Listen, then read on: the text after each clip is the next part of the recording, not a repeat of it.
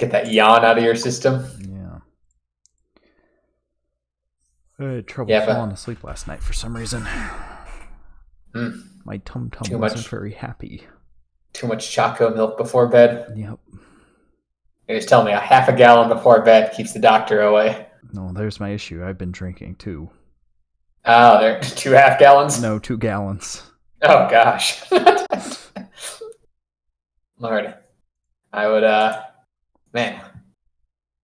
Wasn't there a challenge like a little you remember that? Like the milk challenge? Or like this challenge was to chug a gallon of milk like in as short a time as possible.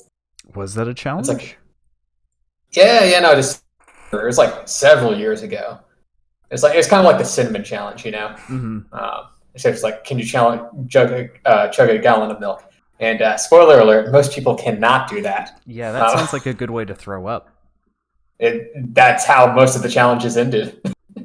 Well, like cinnamon challenge, at least it was just like a coughing fit, right? Now, that could be pretty bad too, because if you it causes you to cough, right, which makes all the cinnamon particulates, and then you breathe in, and then it goes into your lungs. Now your lungs are coated with cinnamon. That's why when you that first cough, you got to be strategic and blow it all out of your mouth. I think if you're doing the cinnamon challenge, you're not being strategic in the first place. That's a very, very good point. They weren't doing this at NASA. Says you. Oh, maybe. I don't know. That's why the SLS is delayed. I was just going to say, you're one of the NASA scientists coughs cinnamon all over the circuitry. All over the designs. We did all of our work in cinnamon-colored ink. Johnson, why are the plans covered in what I assume is cinnamon and milk? Well, you see, sir, we decided to combine the cinnamon challenge and the drink a gallon of milk challenge and drink a gallon of cinnamon. Jeez. Do you know how hard it is to liquefy cinnamon? We've spent the last 3 years trying this. No wonder we haven't gotten to Mars yet. It's gotten a little out of hand. I mean, well, you have a good Sunday. Yeah. I didn't really do much, if I'm being honest. I woke up. Bed. That's about it. I've been screwing around with. I downloaded music software and been trying to figure that out for most of the day. Like making music, or yeah. Oh, okay. So a good period of time was tinkering. Yeah, and trying to find plugins to get what I wanted. Because I wanted a really good organ plugin, because most of the MIDI organs sound like absolute shit. Yeah, they're really bad. But I found one that sounds like a proper pipe organ, right?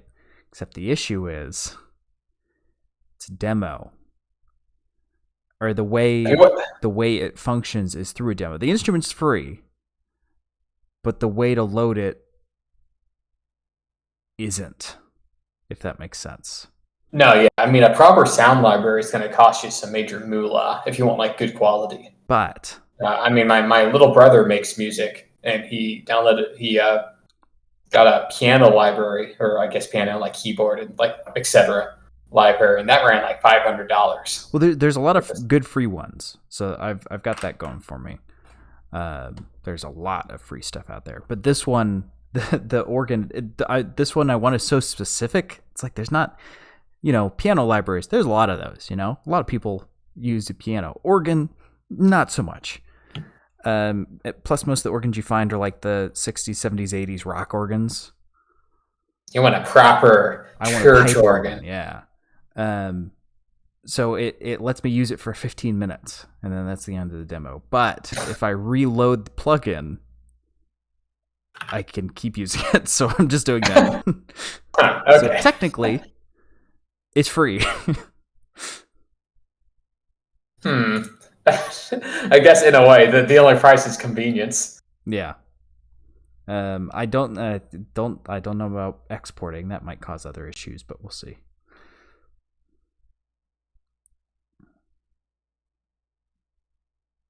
Oh, nice. If you make anything interesting, send it over to me. Yeah. I'm always happy to listen. Oh, jeez. Sorry, my mom just texted me. Please, phone's off in the studio. With a link to Boston Dynamics.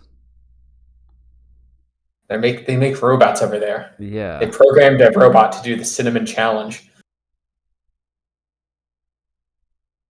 I'm guessing she saw the tab that said careers, which I mean I appreciate, but I don't really want to work for a robotics company.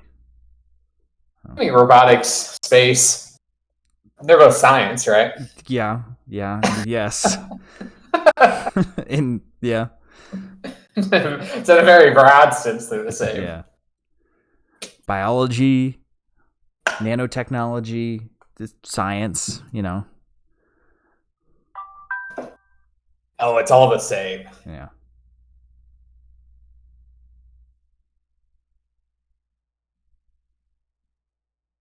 Speaking of the same, do you want to jump into the intro to today's episode? Sure. Sorry, the reasoning behind it was apparently one of my old best friend's mom saw their company banned on 60 Minutes. And also banned? Banned from what? I guess Boston Dynamics has a band.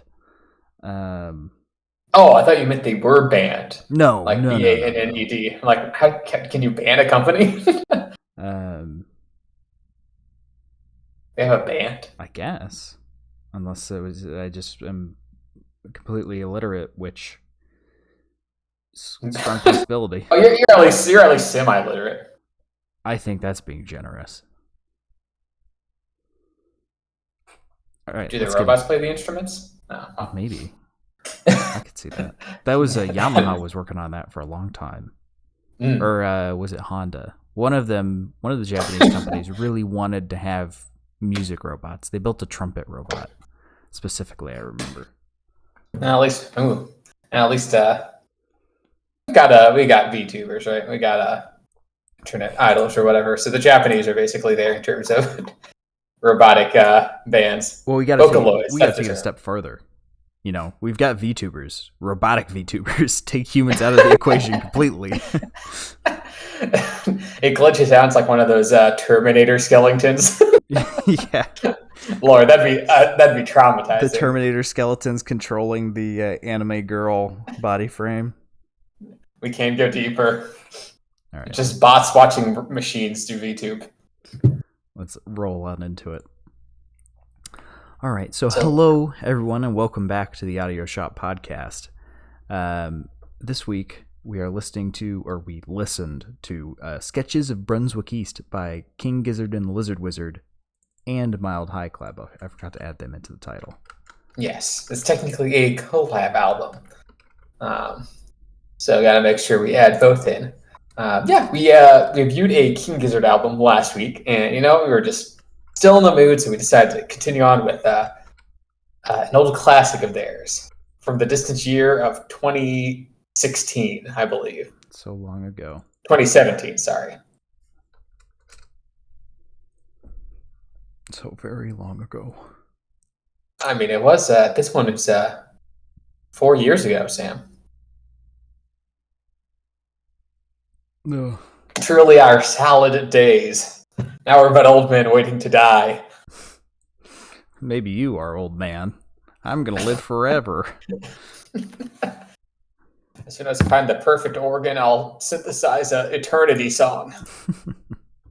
That's how alchemy works, I think. Yeah, that sounds about right. Yeah, so we won't go too into detail with King Gizzard and the Lizard Wizard. We've explained their background like 3 times already. So, Australian-based band. Yes, psychedelic rock. But we haven't talked much about Mild High Club, which is like the other half of this album, which is a psychedelic pop group led by American musician Alexander Britton, who grew up in the Midwest, our home turf, Sam. And, well, you say Midwest, that stretches anywhere from like Idaho to Ohio. It looks like Illinois. So true Midwest, not Great Plains. Yeah. Because they like to try to put themselves in. Hey, yeah, man, Chicago, right? Get out of here, Dakotas. Yeah. Um, You're Great Plains. Stay away. you're on the west side of the Mississippi. Um, yeah, they've released several albums, um, with Sketches of Brunswick East being their third. Um, quite a very very sleepy, very low key psychedelic pop group. Mhm. I'd highly recommend their 2016 album Skip Tracing, but I digress. This is their 2017 album done in collaboration with King Gizzard and the Lizard. So bringing this kind of American sleep pop sensibilities to a more Australian psychedelic rock band. And the title itself, Sketches of Brunswick East, is a reference to the Melbourne suburb of Brunswick East, and then also the Miles Davis album, Sketches of Spain. So, combine those two, you get Sketches of Brunswick East. Yeah, which is kind of an allusion to this one being maybe not jazz oriented, but kind of like a more maybe only almost like lounge sound in a way. I would say lounge sound. There's nothing about this that's jazz. No, it's not jazz. it's like jazz. like LaCroix jazz. It's like if you really look, maybe you can find it. Yeah. But yeah, it's really a lot more like psychedelic rock, psychedelic pop, very soft rock at times. The softest of rocks. This is what's that? It's like porous. It's like the sponge rocks that volcanoes have. It's that kind of rock. Pumice. Hummus. Pumice. Hummus is pretty soft. No, pumice with a P. They said hummus. I'm like, is hummus made of rocks? I'm I know like, my pop 80% filter sure it's blocks not. a lot of the p, but it's pumice. Pumice. That was it. Yeah, so the softest of rock. So Mild High Club's third album, King Gizzards. I love the album, of course, because they just can't stop making like 3 albums a year. And released in 2017. Yeah, and I mean, after last week, we talked. How often did we talk about Sketches of Brunswick East? I feel like brought it up probably every other song. Yeah, that's what I was about to say. I swore we had done this one already, but apparently we didn't. So now we got to do it now because I'm pretty sure we've definitely listened to this album together before. Oh, casually. Yeah, absolutely. I mean, it's a half-hour album. I'm sure we had when we were in Canada. I'm sure we listened to it like 3 or 4 times. Yes, and it's so mellow. It goes with anything. It's so but yeah, with that's so obviously we have a bit of an affinity for this album, which we'll get into. But might as well jump into the first track if you're ready, Sam. Yeah, Sketches of Brunswick East 1. We're gonna have a lot of issues with the title overlapping the dancing music notes because, goddamn, their name is so long. the whole long album title is so long. It's a long album name with a long album. The visual element's just a little addition for the 6 people that ever watch our YouTube. So you can live with the slight overlap. Yeah, just put another episode on mute and watch that while listening to this. Yeah, exactly. Yeah, but the intro track, Sketches of Brunswick East 1. I think it's only about a minute long, but I feel like it sets the stage for the album pretty well, which is a light percussion with a soft piano and even softer guitar over the mildest of grooves. Mm-hmm.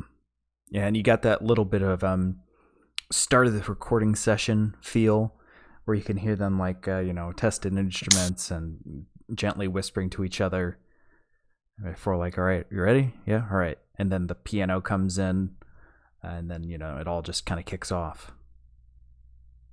And the song also establishes a kind of a motif, if you will, of this album, which is kind of like these atmospheric noises, like you're like in an English countryside, or I guess in this case, Australian countryside. It definitely sounds more English than Australian, but yes, it has a lot more English vibes going. Although they do have like that rattlesnake percussion, which they definitely don't have rattlesnakes in England that I know of. Yeah, I'm fairly certain they don't have any snakes, but I'm not sure about that one. They probably got some like garden snakes. They probably do have snakes. But like it's like a trolley bell, and like kind of some street noises, which we'll get more of throughout the album. Mm-hmm. But I'm always a sucker for that. Yeah, I mean this first one's short, but it's so dense. There's so much going on. You got the main flute that pops in towards the end, and then they put it in some reverse flute underneath to give it that psychedelic feel. Oh, it's just the perfect little snippet of like, here's what this album's gonna be. This is truly the appetizer. Before we get into the first proper song of the album, which is track number 2, Countdown, which I think established the themes even further, where it's this smooth groove with a bass line and guitar, and kind of the dreamy falsetto vocals that we saw on Butterfly 3000. So I think they fit with this groove a little bit better than on that album. Absolutely, yeah. This one isn't linked. I think this is one of the only songs where it doesn't smoothly flow from the previous song into the next. But the consistency and style is ridiculous. If you didn't know that there was a break, you probably wouldn't notice it. Just because they roll right one into the other. And there's not a whole lot going on instrumentally in this one, but they really layer up those falsetto vocals to make it feel a bit deeper.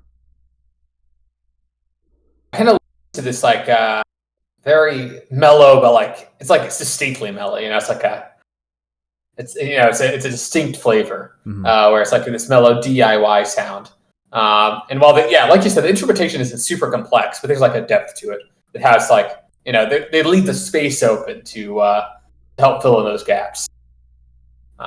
And like you said, the songs really do flow well into each other. Where for chunks of this album, it all feels like just one elongated song in a way. Yeah, and this one introduces a fun concept that's used throughout the album, which I'm sure you've heard, Cooper, but putting words to it, it's kind of like a glockenspiel with a vibraphone on it that they digitally speed up, so it spins to infinity. And they bring that back all over the album, and it's just a little tweak in the background that I love. Yeah, it's and it helps lead to that kind of sonic cohesion that the whole album shares. Plus, at the 2:15 mark, it's got a delightful little keyboard breakdown, which I am always a sucker for. Whereas this very mild, kind of muted synth that's played over this piano. And you can't forget the little bass section where it swaps between ears, between notes, creating a very trippy effect. Helps lead to that psychedelia. It's more of a soundscape than a real song. It's like they're painting a mental image. Yeah, and it moves right into the third song, if you're ready, Sam. I'm ready. Track number 3, D-Day. Like I said, this one starts with like a ringing of a bell and this darker bass line and some non-distinct chanting in the background. So it's got a little bit of a darker vibe going on. Also keeping the same character of the countdown song. And this one they're actually counting in, which it almost gives that impression to me of timekeeping. It's more of that, you're in the studio kind of feel, where it's trying to keep everybody together, counting the bars because it's very repetitive. And then that main instrument is I don't know what it is. It's probably synth, but it sounds like a woodwind with some kind of electronic filter on it. Yeah, it's interesting. It's almost like a keyboard guitar unison thing. Yeah. Playing in what I think are microtonals. King Gizzard always dabbles in every other album.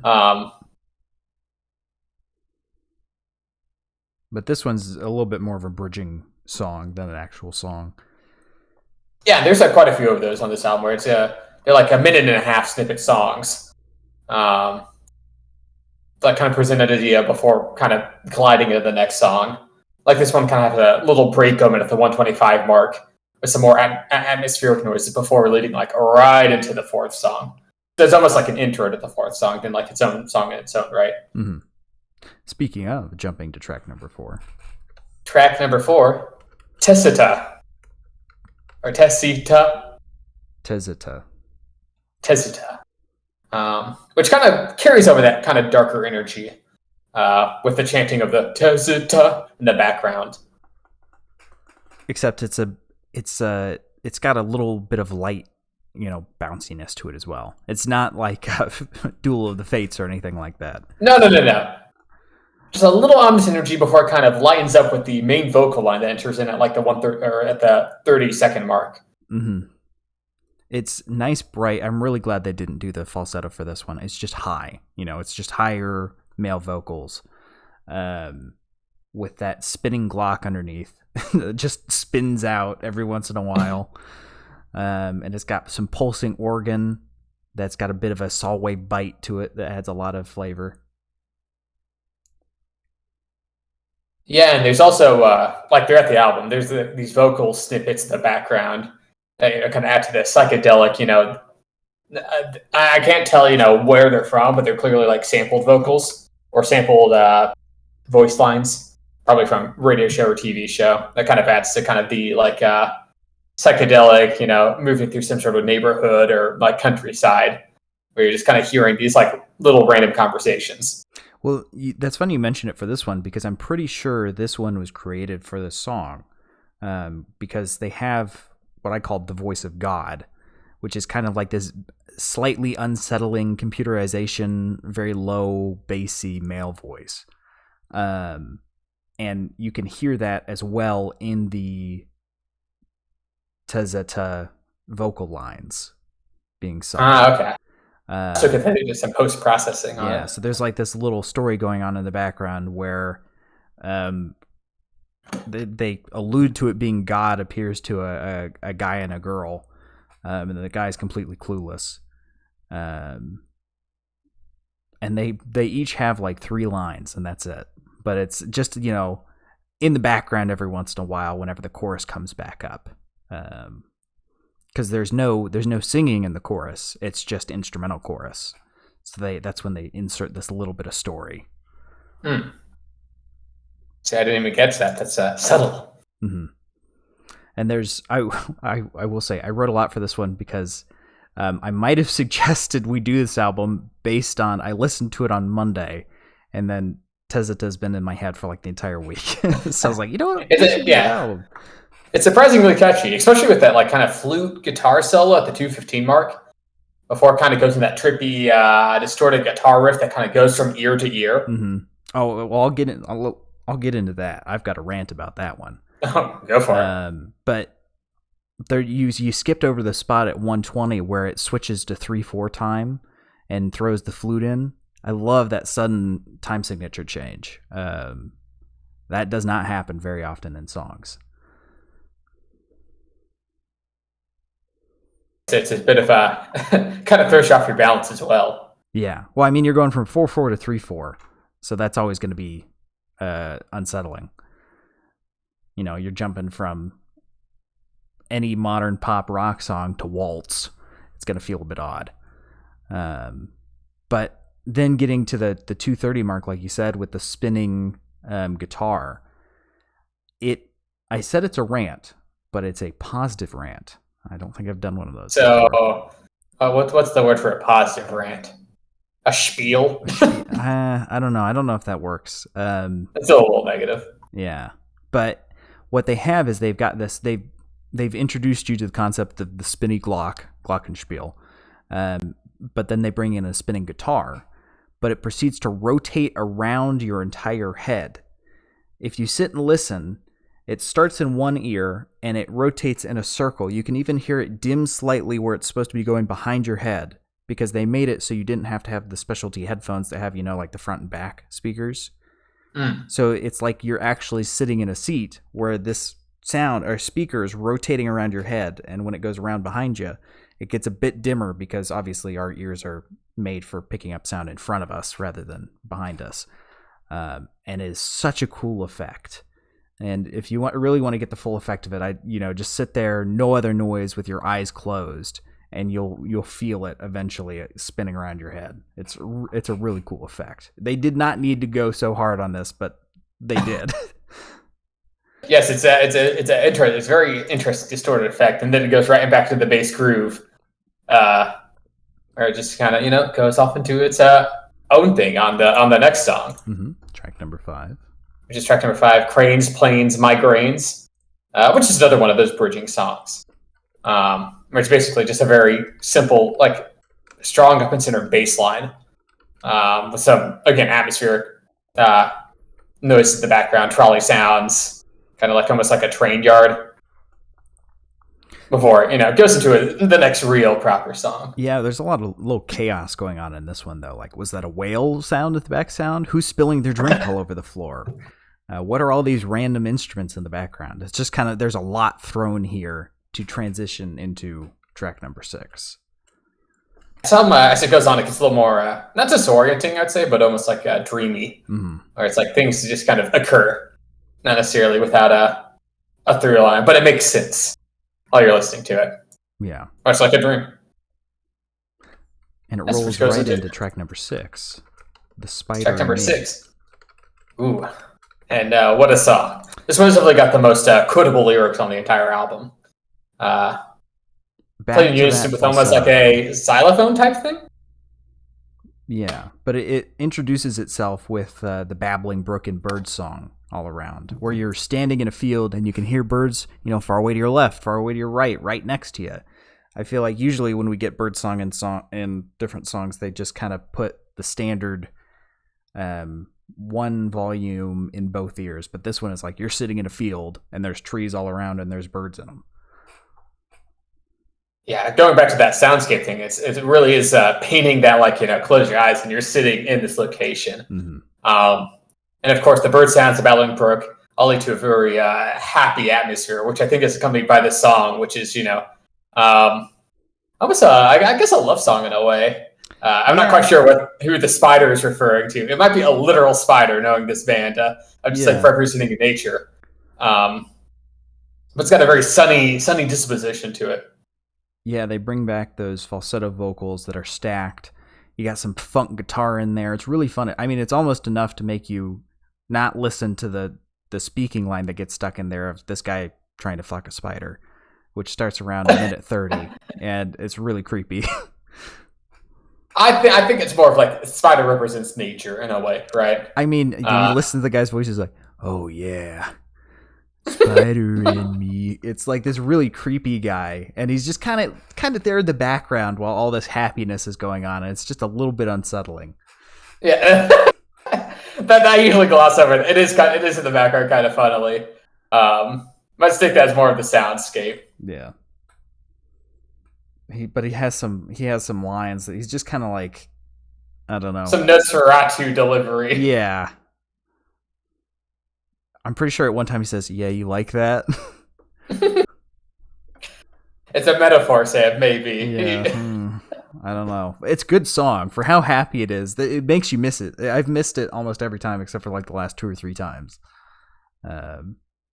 Until when I realized, like, wait a second, what's that guy saying in the background? I just noticed this. Hey, get out of here! It's like you're sitting behind a tree. Yeah, exactly. But then it kind of brings it back together with a synth solo at 2:15 that fits incredibly well.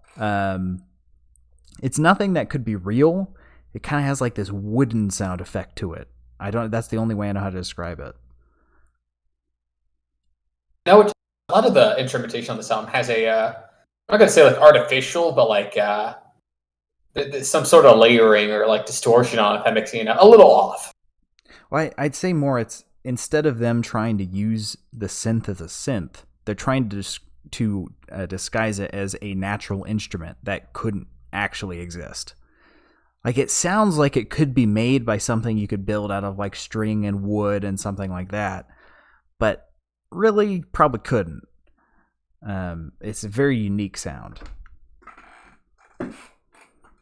Yeah, it leads to again that otherworldly feel of like you can't quite place your finger on what you're listening to. Yeah, it's like those pictures that are generated by AI. Like you recognize elements of everything, but if you try and focus on it, you can't actually discern what any of it is. Yeah, I can't can't really see anything. Yeah, and then that leads us to our next track. Have you ready, Sam? Mm-hmm. Track number 7, Sketches of Brunswick East 2, which is the second of the sketches, the first being the first song, with this one actually being significantly longer. It's like a proper track length at 3.5 minutes. Mm-hmm. It starts with almost like this, like The Shining, like old-timey instrumentation breakdown. before kind of distorting and going back into like the main Brunswick groove. Yeah, it's got I described it as a old school record melting away to reveal the flute line and shifting percussion landscape that they used before. This time they threw in a little bit of distorted church bell that sounds like it's off in the distance. To me, at least, always painted a picture of like I always kind of saw this album as like just a day in like some like English village. Mm-hmm. So like the first half, Sketches of Brunswick East 1 to 2 is kind of like just like daytime, and then starting with this song is kind of going more to like dusk and like nighttime. Kind of, I don't know, the energy is like a setting sun, especially with the next song, Yeah, Dusk to Dawn.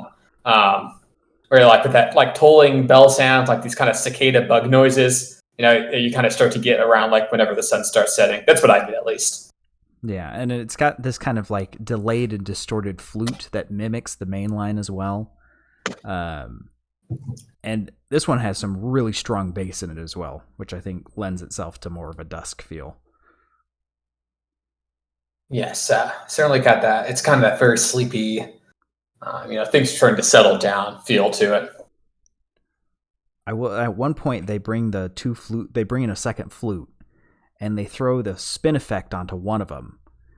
And you've got this duet of flutes that are playing basically the same thing, and then at some point they split apart and kind of go random directions, or one continues going the same, going through the melody, and the other one kind of splits off and does its own thing, crazily a little bit, and then merges back together with the main line. It provides a really interesting effect.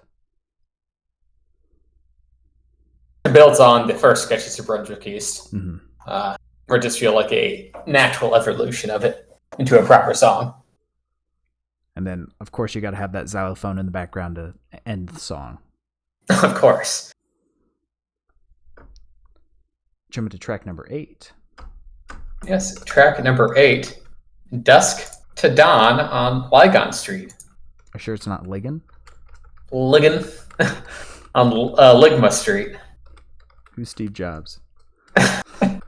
Yeah, but this one that starts out with a lot more energy than any of the previous songs I've had, where before it kind of busts into a more dusk groove, where it has like this melodic guitar carry it all. Yeah, this one definitely sounds like you're just standing in somebody's front garden in an English town as dusk rolls in. And they're back to the falsetto again, which they used a lot better on this album, I will say. It's a lot less grating. Yeah, I think it works with the instrumentation a lot better because it's like this pleasant falsetto singing above this like kind of flute keyboard backing. Yeah, and especially on this album, they treat it as much more of an instrument, specifically shown by the "ha" that they throw in along with the vocal line. That's just as loud and has just as many layers, but it works. No, I mean the vocals in King Gizzard albums have always been, at least from my ear, kind of designed to meld more into the instrumentation than maybe your average rock band. Yeah.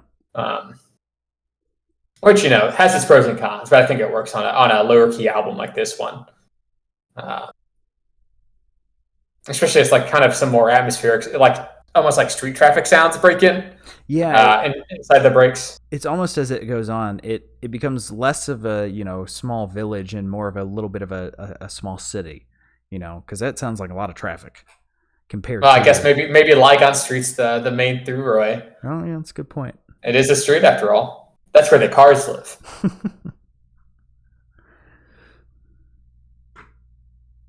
Yeah. I was gonna try and make a Cars joke there, but I couldn't think of anything. You mean Pixar's The Cars? Pixar's Cars, yeah. You got a little bit at the very end, or in the last minute or so, you get a second guitar coming in to provide a little bit of variation with the main guitar line as it chugs along. Just a little bit more instrumentation to keep it growing throughout. I mean, this album's had no issues with progression whatsoever, but it's just nice to see it. Yeah, consistent, but also it doesn't feel like it stalls.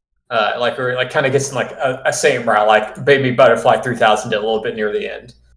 And I think that's shown, especially in this next song, track number 9, The Book,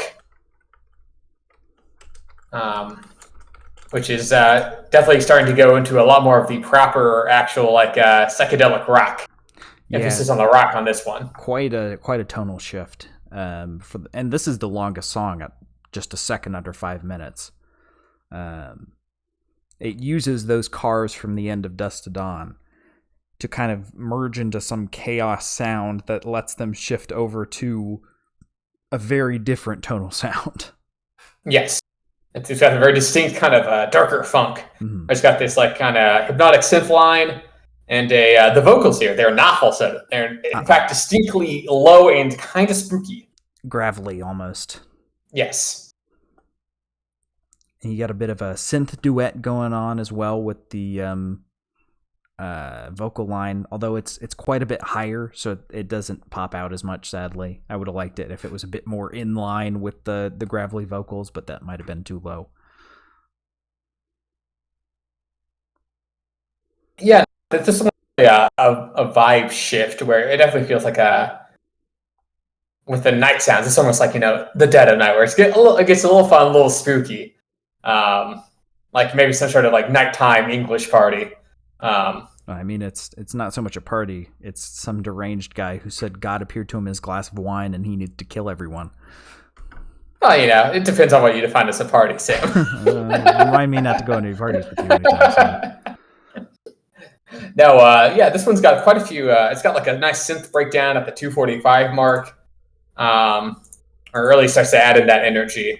Even a drum breakdown at like the 4-minute mark. The song's, like you said, it's the longest song on the album at 5 minutes. It may be a little long in the tooth, but it's such a change of pace from the other songs that I think it kind of works. Mm-hmm. I will say the one thing I really like about this one is around 2:30, this entire song is extremely electric. Not harsh saw wave electronic sounds, but just it's synth with more synth, electric guitar with filters, and then at 2:30 you get these just normal percussion instruments coming in, which you can hear. They didn't put any filters on, and just the juxtaposition of those very raw percussion sounds next to this crazy electric stuff is a really nice feeling. It kind of grounds it a bit. Mm-hmm. I agree. And it kind of culminates in track number 10. Yes, A Journey to Shahel,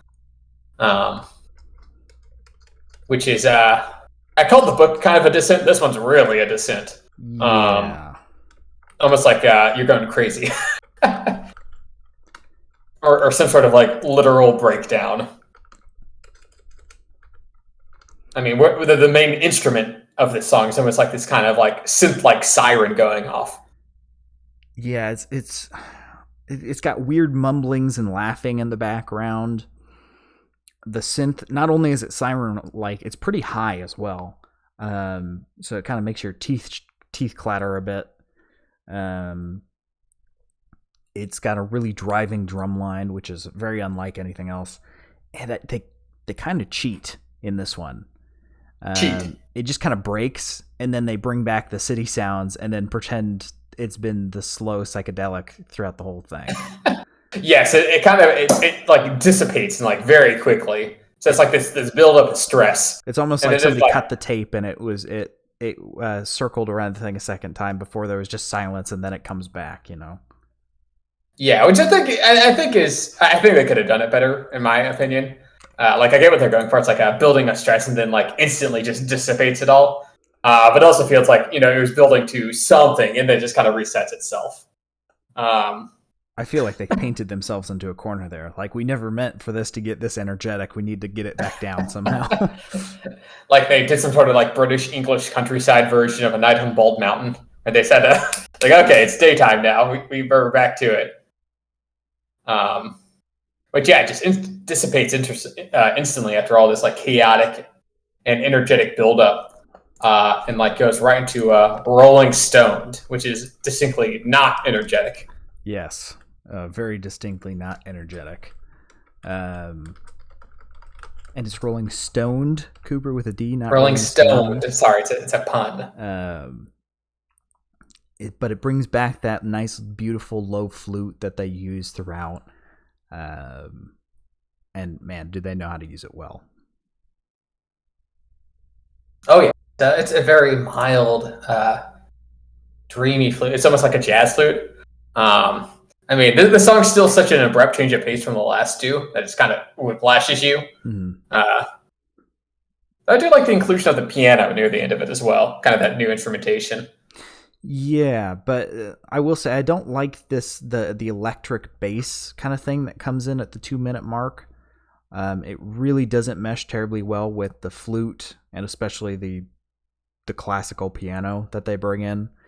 If they had done a bit more of that wooden sound that we talked about earlier, I think it would have worked. But coming from the crazy electronic Journey to Shell to this, and then bringing a little bit of electronic over, it really does not fit, in my opinion. Yeah, the instrumentation I think is a little lacking on this one. Like you said, in terms of not like really having as much cohesion as maybe some of the other songs. Which I mean, the flute's great, so is the piano, but they with the synth especially, like you said, it just kind of feels disconnected from itself. Yeah. It rolls right on over into track number 12, though. Track number 12, You Can Be Your Silhouette. Which starts with almost like a bossa nova-esque groove. Before the vocals kind of break in with this very stress-free and relaxing delivery. Yeah, this one makes me think of French music for some reason. I don't know why. Even though it's got harmonica in it, Western-style harmonica. Like the sad moment in the spaghetti Western where the hero's trudging through the desert alone type harmonica. But for some reason, I think it's the vocals. The vocals feel very French to me. They're very breezy in their delivery. And breathy. Literally airy. I think this is the first time there's female vocals on the album as well, right? First and only. Yeah. Yes, which maybe adds to that kind of, relaxed vibe to it. Mm. And there's also a nice breakdown at like the 1:30 mark, where it kind of goes into this guitar-led groove, a little darker instrumentation, and before getting back to the vocal line with the females, which lightens everything up a bit. The females. It's a duet. The female and male. It's a duet with female and male. But the one thing that always trips me up about this one, at around like 2:45, there's this really odd sound effect that sounds like the Mario 64 Stargate noise, which throws me off every single time. It's just like the start of it. It's like the start of that whoosh. Like when you jump into a level and it plays the sparkly shine noise. It's almost like a kind of whistling noise effect. Yeah. Is that the one you're talking about? Yeah. It's like you jump into the painting at 64 and it makes the whoosh noise and the doodle doodle when you first jump into the painting for the first time, Yeah, it's a little odd, but yeah, I don't think it's too distracting. I think it's just I certainly never heard it for Mario at least. But then, as on the way out, we get the bass and guitar get way boosted up to kind of ride us out when they're the only two instruments left. And it works, even though it's kind of sparse. Yeah, and it goes right into the final track on the album, if you're ready, Sam. Yes. Sketches of Brunswick East 3. It seems appropriate. That starts with this kind of distinct reversing sound, as if the whole album was being rewound. Which, I guess is appropriate in a way, since we're going back to like the beginning groove. Yeah, I'm fine with that. The thing that I'm not a big fan of is how they kind of do the starting studio noise again. It just kind of feels out of place. I mean, I get they want to end it the same way they started it, but it's like, it worked at the beginning because it was like, oh, we're going on a journey. But now it's like, well, you already did this. Well, Sam, they made a reversing sound effect, which means they can do it again. Okay, fair enough. Your criticism is invalid. No, but yeah, and it's very similar to the first track, obviously. Though it's almost a little more like, I want to use the term like melted. Like it's like a distorted, like a little slower and gooier. A little more bassy. Yes. Even more dreamy and mellow than the first two. Yeah, I mean, I didn't have much else than that. It's it's the same themes that they've been using throughout, and it's it's bass focused this time. That is good of a song you can end on for this album, and of course it ends out with some atmospheric noises as well. Got to throw in a couple more of those before you completely end the album. And then that's it. It's a short one. Yeah, only 37 minutes. Yeah, so on the shorter side. It feels fast as well since it's 13 songs, 37 minutes. Your average track length is not particularly expansive. No, I mean, and there's one song over 4 minutes, I think, and it's the 5-minute song. Yeah, but the entirety of Sketches of Brunswick East by King Gizzard and the Little Wizard and the Mild High Club. And a mouthful. So Cooper, what was your least favorite song? We'll do that one. My least favorite. Because I think we might be falling in line on these, but we'll have to see. My least favorite is probably Rolling Stoned. I think part of that has to do with the fact that there's such a break between Journey to Shell and Rolling Stoned. I feel like the album kind of loses its footing there for a second. And I don't particularly like the instrumentation as much on this one. It's fine. Still got the center groove, and I like the piano, but after the build-up of energy, it just feels like it's channeled into a very mellow song that I don't particularly like. So that kind of gives it my least favorite. I assume you have something else, Sam? Interesting. Yeah, no, my least favorite is definitely A Journey to Shell. It does not fit with the vibe of the rest of the album whatsoever, and it builds way too much. You can get away with the book. The book doesn't build that much energy, but Journey to Shell, just that screeching synth line. I don't know. It doesn't fit. I'm not a huge fan of it. I think the album would probably be better off without it. Fair enough. Well, I mean, I think we kind of have the same roots, just on different sides of the fence there. Yeah. Well, in that case, what's your favorite song on the album? My favorite. This is a tough one because I'm gonna say two because I'm not gonna pick because I don't pick between my favorites. Obviously, Tazeta. I've been really loving that song this week. It's just so good. It's short and sweet. You can just loop it forever. There's a lot of fun stuff going on in the background, especially with that spinny guitar around your head. That's a really fun effect. And then my other favorite is Dust to Dawn on Ligon Street, or Ligon, however you want to say it. It's just that song I feel is quintessential Sketches of Brunswick East. Like, that is the whole package of the album tied up, neat little bow into that one song. I feel like that's a very fair and good representation of what the whole album is.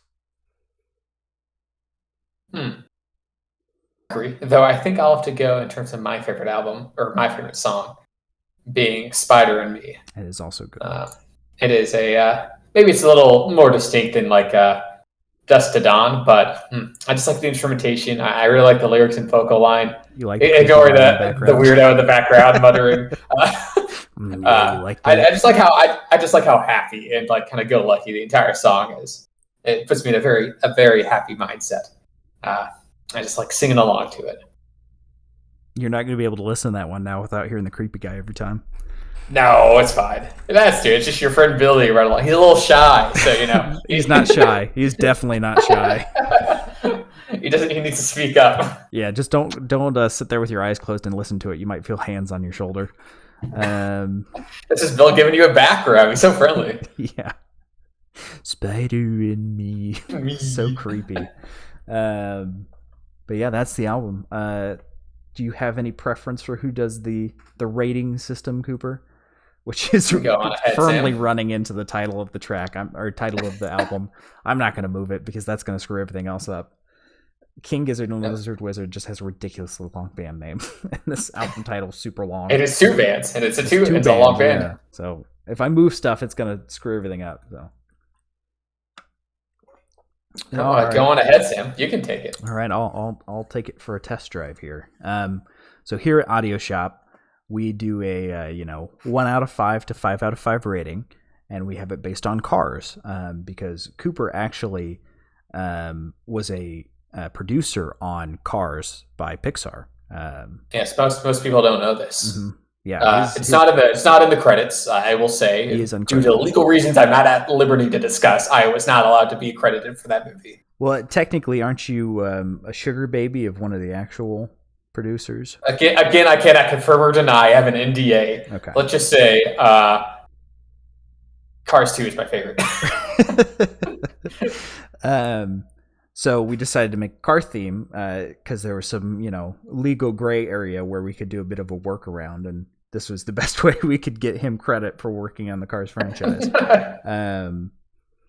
So top to top, cream of the crop is Showroom. You need to listen to this album. It is a great album, one of the best. And then at the bottom, you've got Scrapyard. Bottom of the barrel. You're going to be listening to Mater talk for the rest of your life. Basically, you're in hell. Without the tub. Yeah. And then, high, low, in between, all that jazz, based on our feelings. So, Cooper, what would you say your rating for this album would be? I really like this album. I think we've made that clear. In terms of a King Gizzard album that I keep coming back to, this is definitely top 1 or 2. I thoroughly enjoy the vibe that's present throughout. I like both bands that work on this album, and it's not a perfect album. I think there's a couple of missteps here or there, but in terms of just wanting to listen through it all the way through, this is one of those songs that you hear the first song, I just gotta listen to the whole album. And with that being said, so I'll probably have to give it a low Showroom. It scratches an itch that not a lot of other albums do, and I just like the instrumentation. I like the vibe. I like this album, and you should like it too. What about you, Sam? I'm gonna have to give it probably a high Showroom, actually. Oh, you've been going. As much as I complained about Journey to Shell, I don't think there's much wrong with this album. I feel like this is probably, of the albums we've done so far, instrumentally wise and composition wise, it's hard to get more perfect than this. High praise. Yeah. I mean, obviously, in terms of writing and instruments and all that,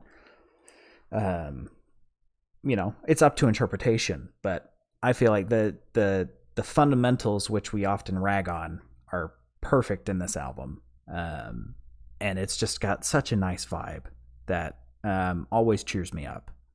It's so happy and, plucky, and a little bit of that psychedelic too. It's just a great album, all around great album. That sounds like we both very much liked it, Sam. Mm-hmm. When are they going to be releasing Sketches of Brunswick East 2? With such songs as Sketches of Brunswick East 2-2 and Sketches of Brunswick East 3-2. Come on, guys. And the aptly named Sketches of Brunswick East 1-2. 1-2. Yeah, I don't think we're going to get that. But who knows? I mean, with 3 albums a year from King Gizzard and the Lizard Wizard, we might get it eventually. Just loop back around on itself. Yeah. But that is the end of the album. And we're going to roll on over now to the Spare Tire, which is just whatever else we've been listening to this past week. I'll go first because it's going to be very brief. It's been Sketches of Brunswick East. That's about it. And Electric Light Orchestra. I I don't think I've listened to anything else, if I'm going to be honest. Miracle Musical. His only album, Hawaii Part 2. That's about it. That's all I've listened to. Always going back to it. Yep, always going back. What about you, Cooper? Honestly, I haven't been listening to too much this week. Little Michael Jackson here or there. But mostly just Sketches of Brunswick East, honestly. Such a good album. Just such a good album. It's like junk food.